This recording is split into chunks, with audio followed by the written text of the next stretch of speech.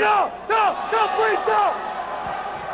In the sport of professional wrestling, there has to be trust between each wrestler in order to execute moves or spots in a safe manner. It's not always going to be perfect, and there will be miscommunication from time to time that can result in injury. It's unfortunately a part of it, and it's unavoidable. However, in most cases, the intention is there in regards to pulling off moves and as safe as you could be depending on situations. Among the reasons for miscommunication can often be fear. Wrestling has a lot of very obvious, dangerous aspects to it that can make anyone fearful for their own safety, the safety of their opponent, or both. It is this very fear that has brought us here today to talk about this spot in particular, why it even happened, and how it possibly could have been avoided. If you do enjoy this video and you want to see more videos about all the random and cool stuff that comes from pro wrestling, be sure to leave a like on this video and subscribe to the channel if you have not already. With that being said, let's get right into it. I'd like to send a special shout out to my homeboy, OJ Simpson.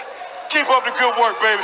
Two less we got to worry about. Meet New Jack. With a career spanning 29 years, New Jack has long established himself as one of the most dangerous performers in wrestling history for reasons that I will likely go over later. He started wrestling in 1992 at the age of 29, which is rare to see a wrestler start his career that late, but New Jack isn't like most, as I'm sure you already know. Real name Jerome Young, he took the New Jack ring name from the 1991 movie New Jack City and began his training under Jim Crockett Promotions mainstay, Ray Candy. During and after training, Jack began working promotions such as the United States Wrestling Association and more notably Jim Cornette's Smoky Mountain Wrestling, where Jack, alongside Mustafa Saeed and a group known as the Gangstas, would become possibly the most detestable heel acts on the Southern-based promotion for a primarily white audience. They were there for about a year before splitting from Smoky Mountain to ultimately join the Philadelphia-based Extreme Championship Wrestling, or ECW for short. Within a year of joining ECW, Jack and Saeed won their first of two world tag titles, with their first reign being the fifth longest in the history of the promotion. They split in 1997 when Saeed left ECW, and Jack would branch off primarily as a singles act. While never winning singles gold, Jack remained as one of the most popular acts in the promotion throughout the remainder of its existence due to his stiff style of hardcore wrestling and his willingness to put his body in harm's way. One of his more notable feuds in ECW began in 1999 against a group known as Da Baldies, consisting of various bald wrestlers like Vic Angel, Tony DeVito, Vito Grasso, and a man who would go on to alter New Jack's career forever. Hardcore!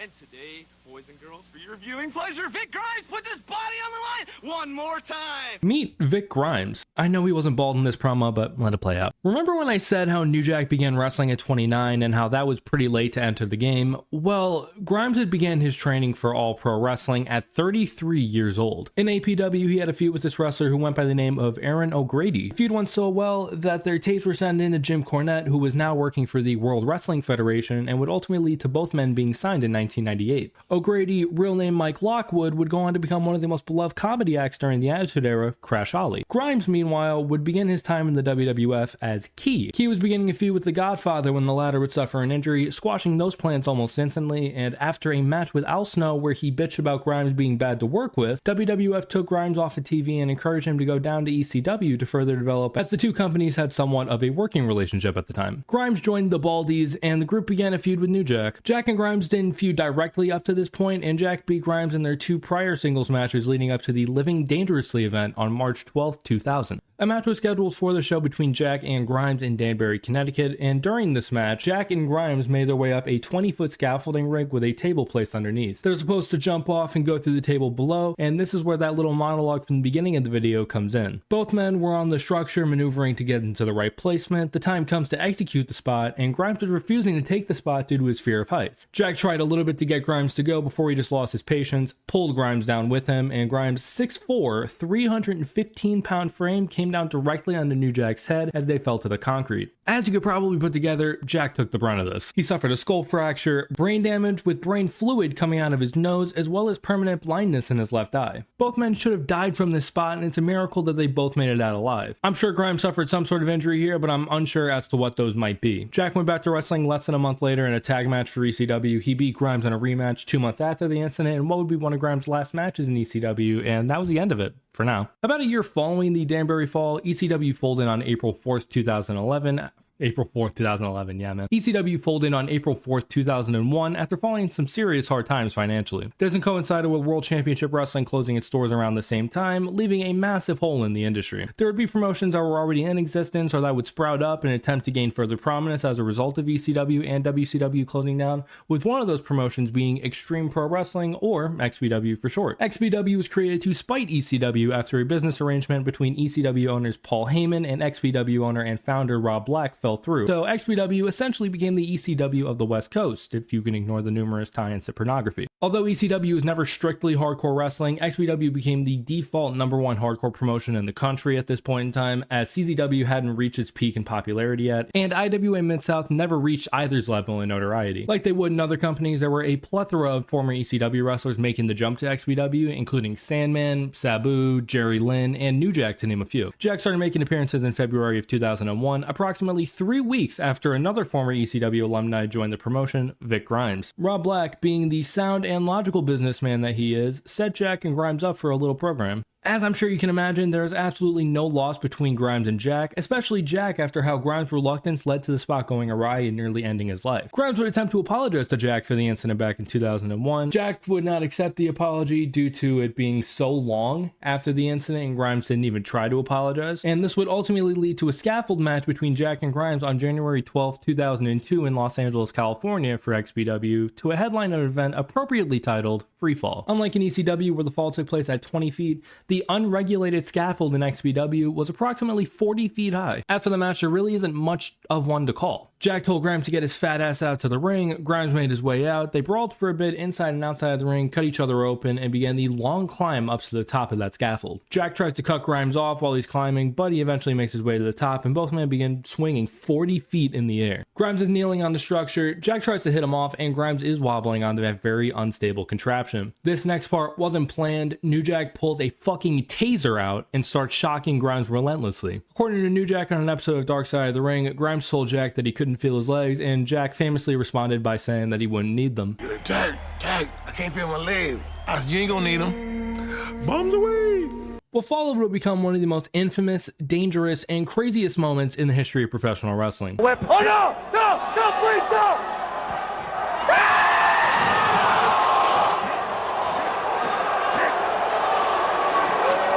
An eye for an eye. Stunned, Grimes was picked up by Jack and thrown off the scaffold and through about 2 of the 20 tables set up. Remarkably, Grimes only, and I say only considering the other possible outcomes of falling from this height, suffered a broken ankle from landing on the rope the way that he did. Like the Danbury fall, Grimes could have and realistically should have suffered way worse injuries from a misstep like this, if you can even call it a misstep. New Jack said multiple times in shoot interviews over the years that he intended to end the life of Vic Grimes on this night. Threw Vic over them table. I was trying to throw him. I wanted him to land on a post. The turnbuckle post. I was hoping that he landed head first on top of that post. They had moved the scaffold back about another 5 feet before when they was building the scaffold over the ring. I wanted him to hit the floor. I just didn't throw him hard enough. I was trying to throw his ass to the floor. I climbed down off of the scaffold and I went up to him. And when he was laying in the ring, I told him, I said, now we even, you. Guys, I have kind of a wacky theory that he might have wanted to kill the fucking guy. There are people out there that think Jack wanted Grimes dead was a work and that Grimes was in on the entire thing, even going down to the spot where they insist that Grimes threw himself off of the scaffold, which I don't know, man. If this is a work, consider me worked, and I will continue to be worked because I don't know if you can convince me otherwise on this one. In case you were wondering, Grimes was completely fine following this, or at least as fine as you could be. He continued wrestling for XPW up until their final show as the promotion folded in 2003. He made his TV return in 2006 for Wrestling Society X, where he wrestled 2 matches. He spent the majority of his career working the promotion he started in, All Pro Wrestling, and he had his presumed last match in 2015. I say presumed as he is not listed anywhere as officially retired, but I'm gonna make the bold assumption that he is retired since he is now 62 years old. This has been the spot that fans remember him most for, and it likely will remain this way until the end of time. I will say it's one hell of a spot to be remembered by, whether he had a choice in the matter or not, and it didn't even happen in the WWF or ECW or any major promotion for that matter, so that's quite an accomplishment. As for New Jack, he worked one more match in XPW following this before leaving the company in April of 2002. He wrestled for many different promotions following this, including TNA, CZW, IWA Mid-South, Jersey All Pro Wrestling, and a myriad of indie promotions until 2021, where he'd have a ton of infamous moments, including when he beat the fuck out of 69-year-old Gypsy Joe for no selling in an NWA show in 2003, or when he stabbed local wrestler William Jason Lane 9 times. Jack wants to make sure, by the way, it wasn't 16 times or 14 times like everyone reported, it was 9 times. There's more that I could talk about, but it would be a completely separate video at this point. His last match was on April 8th, 2021 for ICW No Holds Barred, and he would pass away on May 14th, 2021 at the age of 58 from a heart attack. He's quite remembered for a lot of things he did, often outside of the ring, jumping off of balconies and whatnot, but he is quite the character no matter how you saw him. I remember seeing him make a new Twitter account. I asked him what happened, and he showed me how he made a new account after he got suspended for saying that he would